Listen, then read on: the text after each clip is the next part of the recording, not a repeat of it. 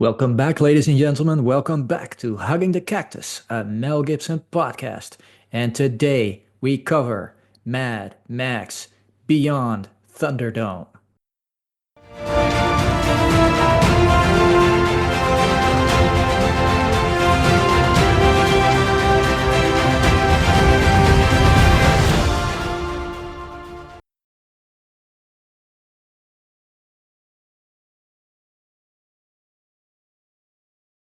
Weren't we all excited when Mad Max 3 was coming? Except it wasn't Mad Max 3. It was something called Beyond Thunderdome, and it was going to come out in the summer of 1985. I was there. I was there at the theater in that summer, that fateful summer of 1985, when Rambo First Blood Part 2 was out, when Back to the Future was out, when Fletch was out. It was out and nobody showed up. Well, not in my theater anyway. I sat there in the theater by myself. It was my first by myself experience. Not that I hadn't been to the movies by myself before, but that there was actually nobody else in the room. That was a very strange experience, kind of like podcasting by yourself. That's also a very strange experience. I do it nonetheless, perhaps because of that seminal experience of sitting there by myself and having the whole movie theater to myself. Well, did anyone expect that? I don't think so. They spent 12 million making the movie. It didn't bring in the 100 million that the previous movie, The Road Warrior, or as we like to call it, Mad Max 2, brought in. No, it only brought in a domestic, and domestic means American box office of 36 million. Worldwide, they never declared it for some reason. But as I said, it kind of fell short of its mark. And if my experience at that movie theater was anything to go by, not a lot of people saw it in the movies. They saw it on video. Uh, they might have seen it somewhere else, but they certainly didn't see it in the theater. That's a shame, because it's a decent movie. What happened to Beyond Thunderdome? How could a movie that potentially could have earned so much money, how could it have derailed so bad? Well, that's what we are here to talk about today. It's easy to point fingers, and a big finger would be the death of co-director, co-creator Byron Kennedy, who went down in a helicopter crash. His engine cut out over some lake he was flying over. I read somewhere it was Lake Buagorang. Never been there myself, although I've been to New South Wales. But his engine cut out, and that was it. That was the end of Byron. Um, he did make it out of the helicopter, but he died a day later at the hospital. Obviously, George Miller wasn't really in a position to make a Mad Max 3 movie. Not when the guy you've made it with isn't there anymore. So, it's logical that you start looking for other projects. But in the end, he came back to what would be Mad Max 3. They did actually make trailers with the Mad Max 3 logo, but by the time it got to the movies, it was Beyond Thunderdome. Perhaps that had something to do with the song. Uh, Tina Turner had a huge hit with "We Don't Need Another Hero." We all love that song, of course, and Beyond Thunderdome is in the song. So I don't know. Perhaps they thought they could market it that way. It was typical of the era where music videos would be used to market a movie instead of the usual way, the way it'd been done before. And that worked to an extent, I suppose, because Tina Turner was a big name and she was a big part of the movie. And she was one of the better parts of the movie, as far as I'm concerned. And the songs were great. The entire soundtrack, in fact, was fantastic. It was not done by the previous guy, which was Brian May. That's not the guy from Queen. That's just some Aussie. It was this one was done by Maurice Jarre, who was a huge name. Apparently, producer of the movie, the distributor, Warner Brothers, insisted that they, you know, get a bigger name. So they got Maurice Jarre, who of course is famous for Dr. Zhivago, he did The Passage to India, and coincidentally, he did Lawrence of Arabia. And Lawrence of Arabia, of course, is a big inspiration to George Miller for his Mad Max saga that all play out in the desert, as does aforementioned Lawrence. Cinematography was done by the same guy. Fortunately, they didn't fire everybody, so Dean Semler came back. Dean Semler was the guy behind The Road Warrior. The screenplay was done by Terry Hayes again in cooperation with George Miller. Um, so basically, George Miller gets production, writing, and directing credit. So the big finger to why this movie wasn't what we expected was, well, the death of, or the lack of influence of Byron Kennedy, perhaps. I think a bigger influence is the fact that this is an American movie, not an Australian one. As I said, it's uh, paid for and distributed by Warner Brothers. And so they, well, they called the shots. And it didn't just end, of course, with changing uh, whoever is involved with the soundtrack. Um, it goes right along with, changing a lot of other things. Amongst them, the movie is no longer uh, as nihilistic as the other two are. It's basically they changed the tone and the theme, and they made it more palatable for an American audience, which means it has a happy ending and it has kids in it, and there's no real violence, and all the things that made Mad Max 1 and 2 so awesome and fun was gone, pretty much. Instead of violence, we get slapstick. Um, Instead of blood, we get funny haha.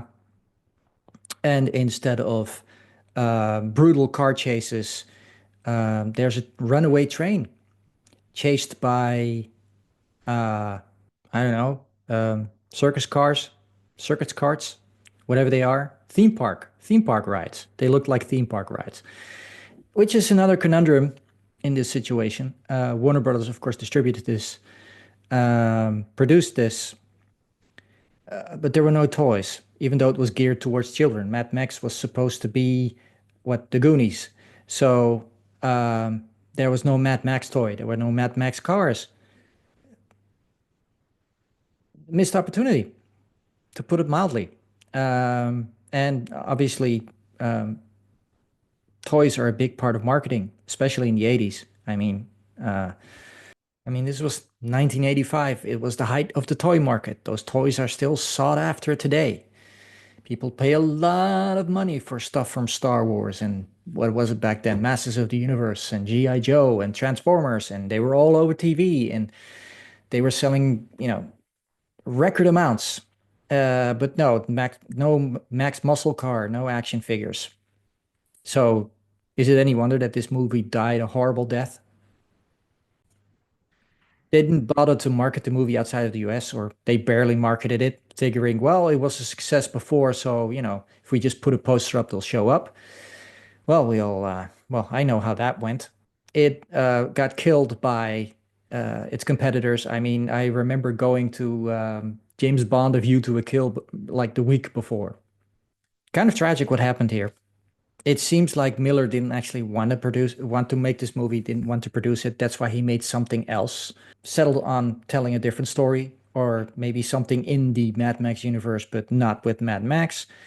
Part of that was because Mel wasn't really that stoked to do another one. He played the character twice and he played it the same. And so, I'm sure whatever George Miller showed up with, Mel just said, no, no, thank you. I'm sure he was polite.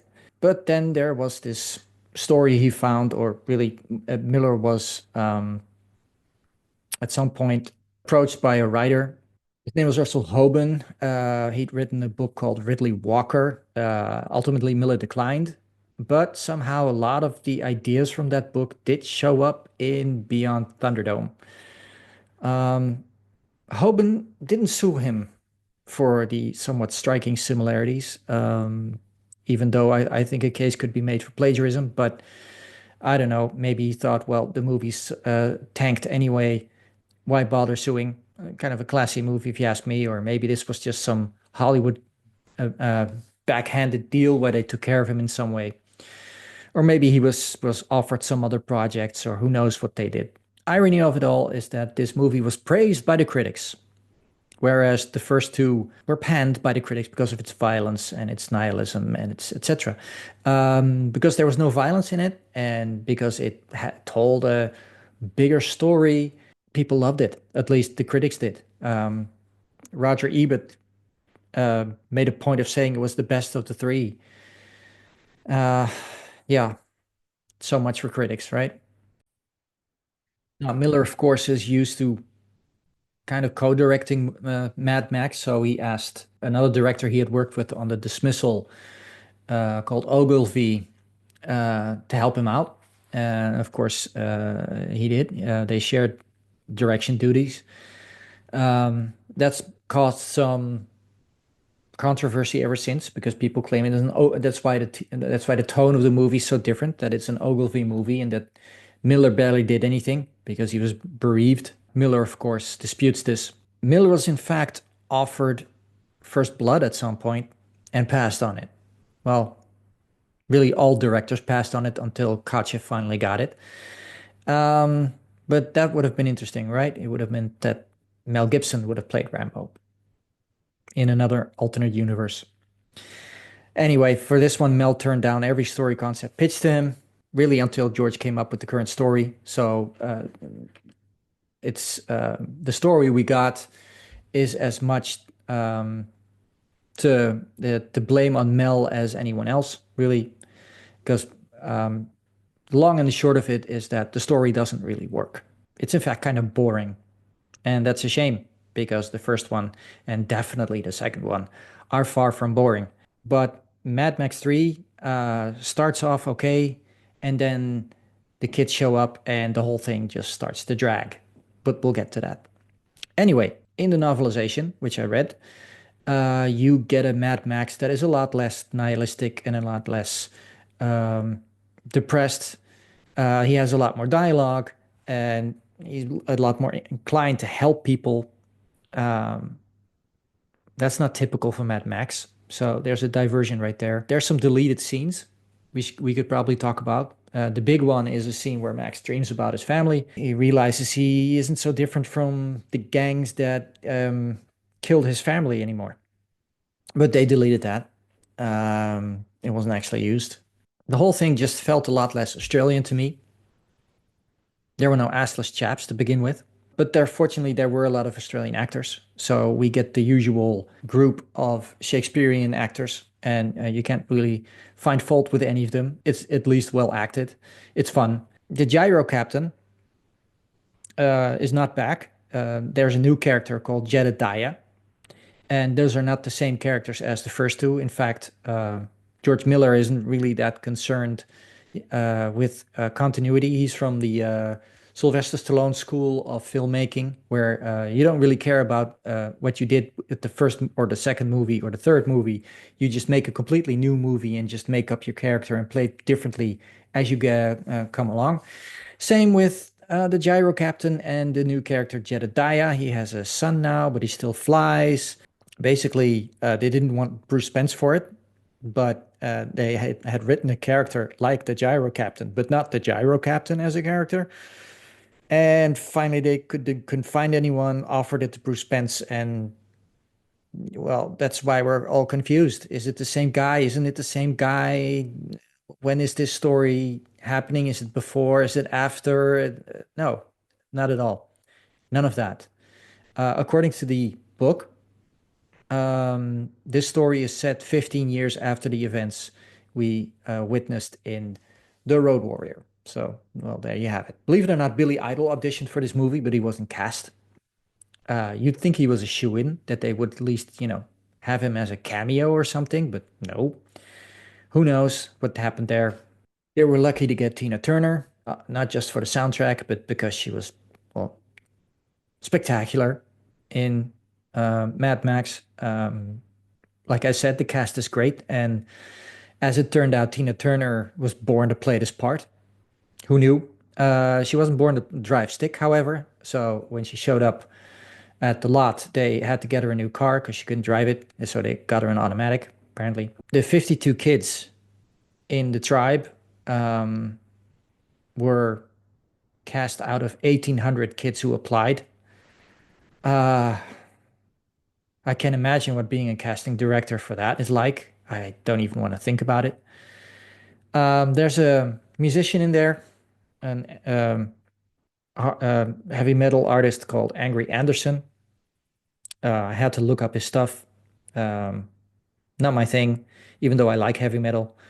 But he apparently loved Mad Max and he wanted to be in a movie. And when you want to be in a movie too badly, well, you don't read the script too well. So he gets comic relief. That's basically it. Uh, he's Auntie Entity's main goon, her enforcer, the little guy who gives the finger. Anyway, some of the deleted scenes were actually added into the videos that Tina Turner did for both songs. George Miller actually directed those videos. That's why they're in there, because he owned the footage. Another interesting tidbit about this movie is that the character Screw Loose is actually the template for the War Boys in the sequel decades later called Fury Road. We've all seen that, of course. According to Miller, Tom Hardy's Mad Max in Fury Road is not the feral kid. We all want him to be the feral kid. It would make sense that he would be the feral kid. But hey, it's Miller's thing. He gets to decide, right? Well, let's get to the movie. Dying time is here. Okay, so you get an opening shot from the air, and it shows the wasteland, and it zooms in on a truck, and that truck is pulled by camels. So that kind of suggests that he ran out of gas. We see the gyro captain, or I should say Jedediah, with a child, and they jump onto the truck and hijack it. And the driver of the camels, I should say, is left in the desert chasing his vehicle. And there's a monkey in the back of the truck, and he's throwing out stuff at the driver. And so he'll survive. And the driver is ultimately revealed to be Max. Okay, so in the next shot, you see Max with his long hair flowing, and he's walking towards a city. That city turns out to be a place called Bartertown. Um, some water seller comes up to him offering him water, and he just takes his Geiger counter out, and basically that's not palatable. But that doesn't seem to bother anyone in Bartertown, I guess. So he's basically in town to find out who has his truck, right? Because that's probably the reason why he even came to Bartertown. He has to hand over his weapons, which is a comic scene where he has so many weapons on him that it just this huge pile. You really have to wonder how he carried all that stuff in, or why he wasn't strip searched to begin with. But then, um, he gets into discussion because obviously a guy with so many guns on him has skills. And they say, well, we're looking for a guy like that. So he gets taken up to the penthouse, which is a kind of a bird's nest made from metal. The head of the mayor of the town, or the head of the gang, which however you want to see it, is up there. And of course, they test him, and Max wins after a short fight. And they tell him, well, congratulations, you're the first to survive the audition.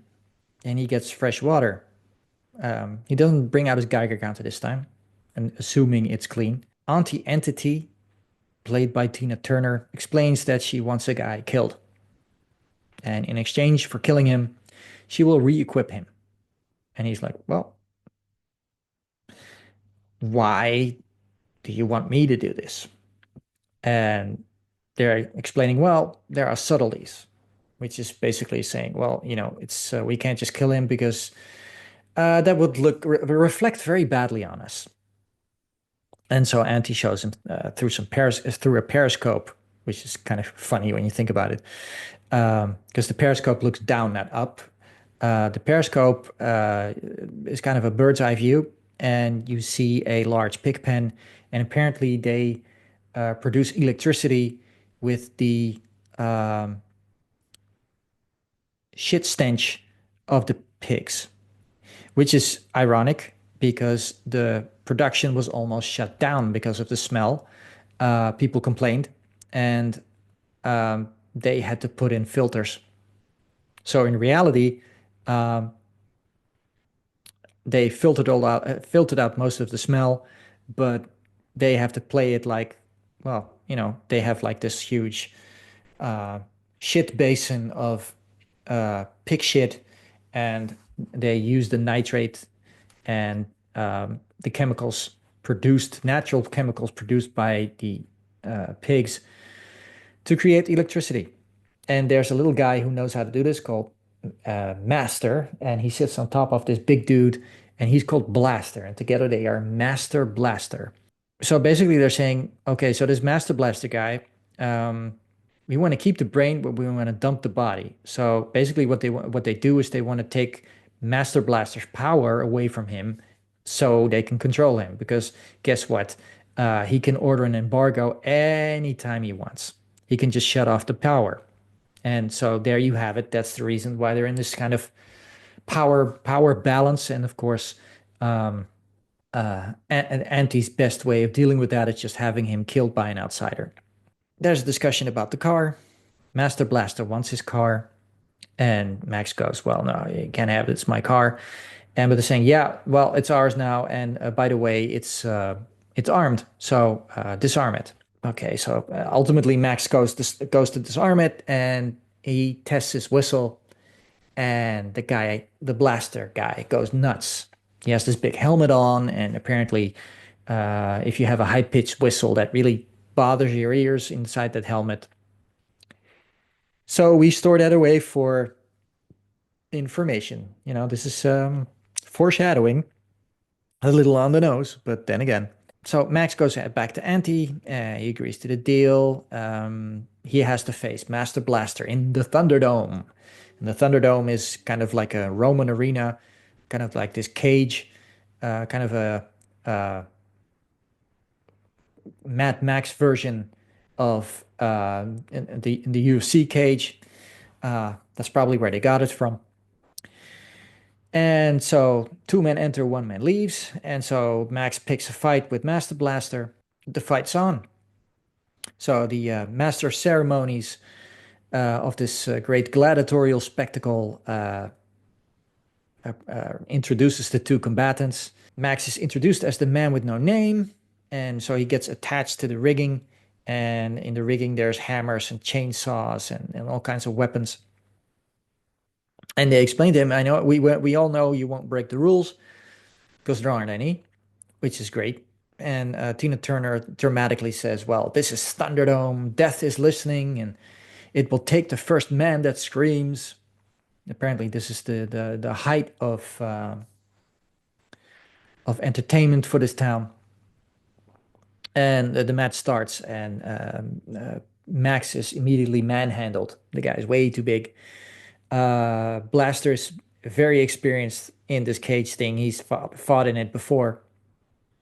And of course, the whistle, the secret weapon, becomes the big thing. And of course, he loses it to create some tension. So Master goes for a spear, and he barely misses skewering Max. And instead, they skewer an onlooker, but you don't see any blood because, this is PG. This is haha, he speared someone.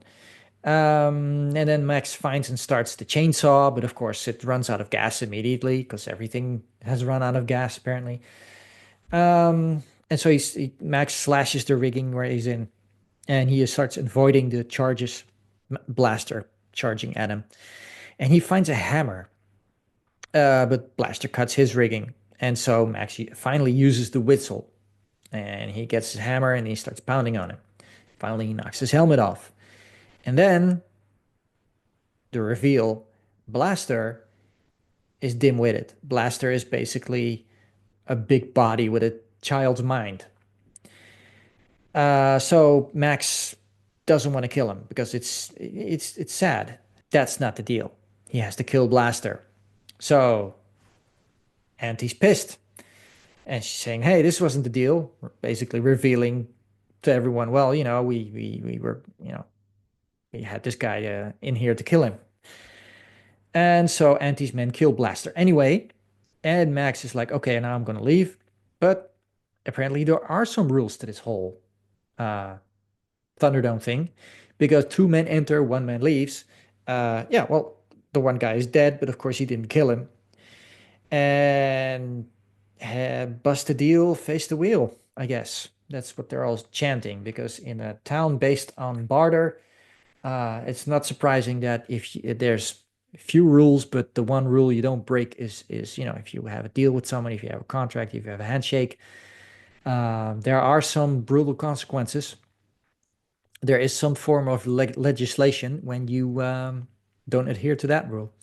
So bust the deal, face the wheel, and it's kind of this wheel of fortune thing, and they turn it, and so basically that decides if you have a death sentence or whatever. Now, finally, it turns out it stops at Gulag, and you think Gulag, what are they going to do now? So now we are beyond Thunderdome.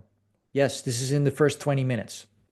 So this is one of the reasons this movie kind of, yeah, um, challenges you to stay with it, because the title of the film is Thunderdome. So you're figuring that's the big thing in the movie, but it isn't. It's just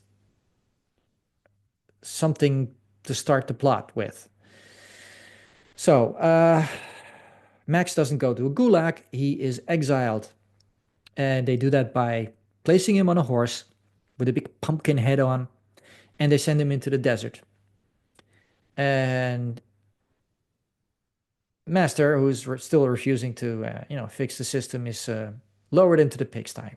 One of Max's friends he made in that pigsty, I think his character is called Pig Killer, sends the monkey out with water. So help is coming. Meanwhile, we see that Max's horse has died and is sinking into quicksand. Quicksand was a big thing in the 80s. You don't see that much anymore, but back then it was like on every TV show. Anywho, has managed to free himself, and the monkey finds him, and he gets some water, and he starts wandering through the desert. And at some point, he just loses consciousness from, I assume, sheer exhaustion. And then you see a lone figure coming out of the morning sky, and um, that figure finds Max half covered in desert sand. So, you see Max being dragged on a sled. The figure yells, and a small boy who's playing with a lizard yells back, and he yells at others, and then it just sort of turns into the Goonies or Lord of the Flies or any of those films. Basically, you see kids of all ages. They're living like I don't know, Peter Pan's little troop, and they're all decked out in like little Indians. They're walking around with this big stick with a vinyl record on it, and that's like a staff denoting rank or something. And so they try to wake him with the record. This is all their perspective, and they try to wake him with the record.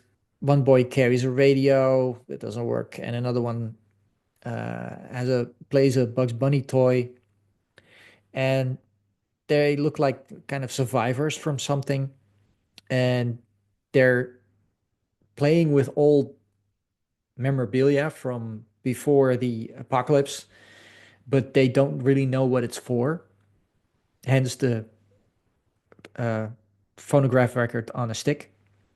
But the monkey has survived, and he's around. And so those kids start cutting Max's hair and taking care of him. And ultimately, he wakes up and he freaks out, of course, because he's, 1 minute you're in the desert, and the next there's like, hundreds of kids around you. He comes into this like insane atmosphere, because as soon as you make a noise, what are kids going to do? They're going to mimic you. They're going to make the same noise. So everything he does, they throw it back at him. There's dozens of kids, and at some point he's trying to get them to listen, but they won't. Leadership arrives. Mask Max starts asking who they are. And the guy who says, well, we are the waiting ones. And he's like, well, waiting for who? Well, we're waiting for you. And he's like, well, who do you think I am? And the leader says, well, oh, this must be a test. And he's like, okay. Well, so Max starts playing along. Maybe this isn't the first group of lost children he's come across. Who knows? The leader is the oldest kid, starts explaining their story. And they fashions branches into kind of like this television screen. And they start explaining about the poxy clips full of pain, the apocalypse. They went bye to the said bye to the high scrapers. They had their own language, just like the Z generation does. And so their plane was wrecked, and because they got stopped by the wind or something, or a gang called uh, Turbulence. And so at some point, the adults felt, well, we need to get help here. So they left, apparently all of them, and told them to wait. One of us will come. And now Max shows up. Who knows how long they've been waiting, but well, there he is. And so Max, by his standards, gently declines, and he throws their little captain hat into the air, and then something weird happens. The wind catches the hat, and the kids become excited, and they run out, and Max starts to follow them, and he finds them finally on a downed airplane, the wreckage of a plane, and all the kids start standing on top of it, chanting. And Max looks at them and realizes the futility of the situation and just walks away. So there's a little bit of the old Max left. He's not completely Disneyfied. So the girl who found him wants to walk back to civilization.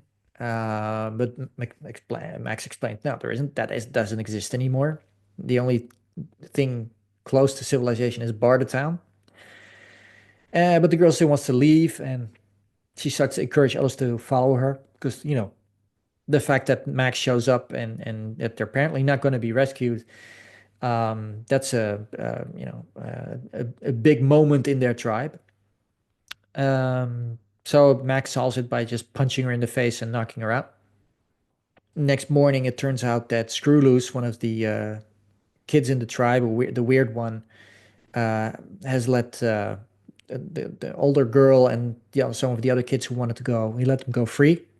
So Max goes after them with a rescue party. And so they find them and they hear them yelling in the distance. And apparently, they're also drowning in quicksand.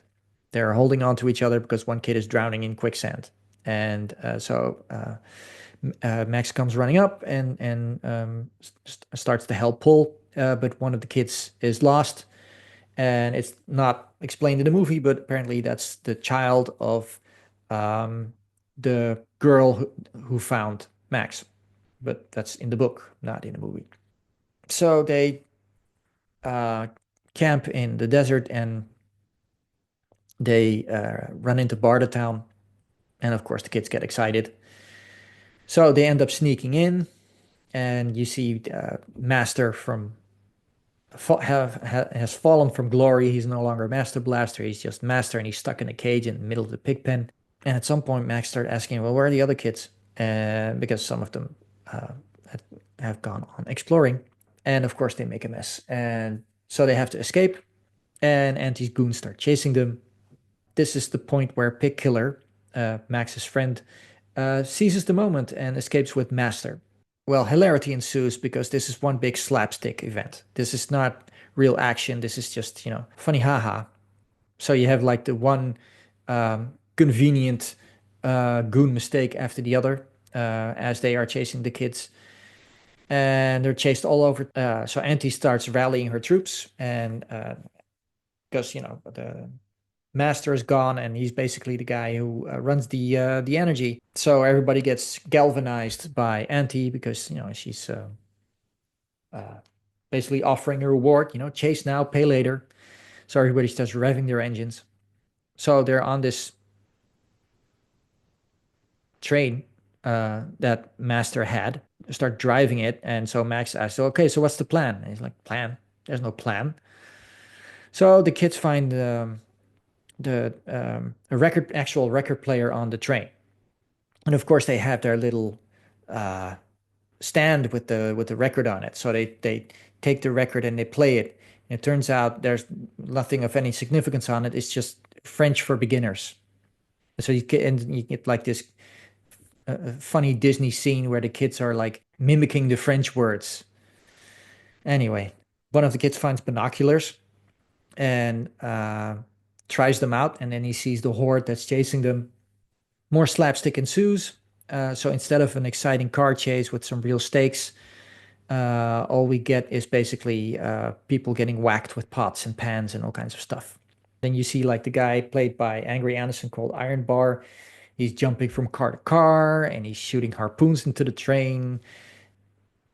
Well, okay, so basically that's really what we get is a kind of set piece where they're kind of repeating what they did in Mad Max 2, which is kind of cool. That's a fun thing. If it wasn't so slapsticky, I didn't you would enjoy it more, but it's okay for what it is. And then at some point they have to stop the train because they're being held up by the gyro captain and his kid because they blocked the train. Apparently they knew the train was coming. Maybe they have a regular schedule or something. I don't know. So they follow this kid down some shaft and uh, that's camouflaged by some old beat up car. And Max recognizes the gyro captain, which is interesting. Um, but it's he recognizes him as the guy who steals his car, not the guy who he was with years before. Oh no, that's not the same guy. Sorry. He of course knows he has a plane, right? So well, that's why he's still alive. That's why they let him live because he has a plane and he can save them all. So all the kids pile on the plane. There's no fear of flying, even though they've never flown before. But then again, that's not exactly true. They've lived with an idea of an airplane all their lives. It just didn't run, and this one does. So okay. This is actually a pretty cool part in the production of the movie because they fly into a sandstorm, and that's actually real. During shooting, um, the little plane actually encountered a unannounced sandstorm, and the footage was good, so they decided to uh, shoot more of it by having the cast stand in the back of a truck um, during the sandstorm, so they could show them on the plane. Anyway, so finally they all get in the plane and Max jumps off at the last second and the plane takes off and Max is left behind, which is the typical ending to a Mad Max movie. So the others are saved and they fly off. And last thing you see is Iron Bar covered in a flipped over truck, and you see his arm extend and he gives the bird, which is not exactly PG, but it's funny. And Auntie shows up, and so she has nothing to gain by killing him apparently. And this is a Disney movie, so or well, sort of Disney movie by Warner Brothers. And so she doesn't kill him. She just laughs and says, "Well, ain't we a pair, Raggedy Man?" So that's still a cool ending though. So anyway, she says goodbye to him, and so Max is left behind, wandering through the wrecked cars. And meanwhile, the tribe that left, because there's now two tribes, the tribe that stayed and the tribe that left. That's how the story is told. They fly over Sydney, and you see the opera house, or at least what left of it, and you see empty husk of a city. But they decide to live there. They start a new tribe, and that's the end of the movie. It's no big surprise that it didn't do what they hoped it would do, which is make more money than the Road Warrior. But then again, they should have made a Road Warrior movie then, a Mad Max movie, and not uh, this neutered PG version we got. And so that was the end of Mad Max for decades until George Miller tried to revive it with a TV show in the 90s, which in my opinion would have worked. I mean, you had back then you had like TV shows like Highlander, and of course you had Hercules and Xena Warrior Princess, and it could have been something like that. That could have worked. Wouldn't have been as much fun as the first two movies, but well, there you have it. In 2008, they tried to revive Mad Max with Mel Gibson, but that was when Mel Gibson was persona non grata, so alas. And finally, in 2000, was it 15? Fury Road came out, and Tom Hardy took the part of Mad Max in a film that doesn't really connect to this one or the other two before. So there you have it, the loosely connected Mad Max saga. I have mixed feelings about this film. Production wise, it's the best one in the bunch because it's American, and they throw money at everything, so it looks fantastic. Storyline wise, it could have, as I said, it could have done better. It lacked that kind of uh, quirky Aussie-ness that the first two have that make it so good. It lacks the true nihilism that a post-apocalyptic world would be. I don't think Americans can cope with the notion that they have bombs that can create that kind of world that will not have a happy ending. They have to have a happy ending for everything, otherwise they can't sleep. Yeah, well, there you have it. Mad Max Beyond Thunderdome. And there's a hell of a lot after the Thunderdome because you never see it again. It would have made more sense if they actually drug him back into the Thunderdome in some way, and that he'd have to, uh, I don't know, fight for the lives of the children in the Thunderdome. That would have made sense, but no, we get a train chase. So there you have it, Mad Max 3. I've watched it the least of all the Mad Max movies. I guess I am with most people. I want my Mad Max Rockatansky. I want him the way he's supposed to be, and not the way he was reimagined for this version. And so we say goodbye to Mad Max, at least the Mad Max of Mel Gibson. The last hurrah, how sad it is. And I bid you goodbye for today, but we have a whole new season coming. We have some excellent movies that are going to be covered. Bye for now.